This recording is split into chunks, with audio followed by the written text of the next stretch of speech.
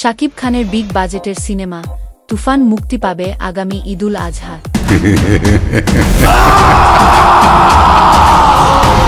ইতোমধ্যেই প্রকাশ পেয়েছে তুফানের পোস্টার ও টিজার। ইয়া বেশ সাড়া ফেলেছে দর্শকদের মাঝে। তবে এই মুভিকে পুষ্পা এবং কেজিএফ মুভির কপি হিসেবেও তুলনা করছেন অনেকে। সবকিছু ঠিকঠাকই ছিল, তবে সম্প্রতি আইন ভঙ্গের অভিযোগ উঠল সিনেমাটির প্রযোজনা প্রতিষ্ঠানের বিরুদ্ধে।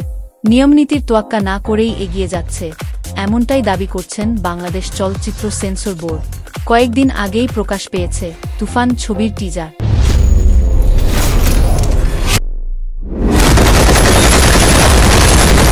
সিনেমাটির বিরুদ্ধে অভিযোগ, সেন্সর ছাড়পত্রবিহীন টিজার প্রেক্ষাগৃহে প্রদর্শন করা হয়েছে।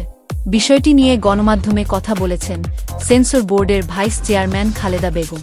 তিনি জানান, সেন্সর বোর্ডের অনুমতি ছাড়াই নারায়ণগঞ্জে গুলশান সিনেমা হলে গতকাল 10 মে দুপুর 12টার শোতে দেখানো হয় তুফান সিনেমার টিজার। বিষয়টি নজরে এসেছে তাদের। খালেদা বেগম বলেন, সেন্সরবিহীন টিজার প্রদর্শনের বিষয়টি আমরা শুনেছি। আমাদের ইন্সপেক্টর যাবে সেখানে। সেন্সর ছাড়পত্রবিহীন সিনেমা প্রদর্শন করা বেআইনি। নারায়ণগঞ্জ ছাড়াও অন্য কোথাও চলে কিনা সেটাও আমরা দেখছি। এক সাক্ষাৎকারে নির্মাতা রায়হান রাফি বলেছেন, এ ধরনের সিনেমা আমি, শাকিব ভাই কেউ কখনো করিনি। তুফান এর মতো সিনেমা বাংলাদেশে আগে কখনো হয়নি। শুধু বলতে চাই, এটি একটি অ্যাকশন ফিল্ম, একজন গডফাদারের গল্প। গ্যাংস্টার ছবি বানানোর ইচ্ছা ছিল আমার। এমন কেজিএফ, পুষ্পার মতো সিনেমা। বাংলাদেশে গ্যাংস্টার সিনেমা বানানোর মতো একজনই আছে, সে শাকিব খান।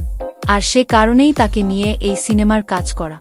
যৌথ প্রযোজনার তুফানে যুক্ত আছে প্রযোজনা সংস্থা চরকি ও আলফা আই, ভারত থেকে যুক্ত এসবিএফ।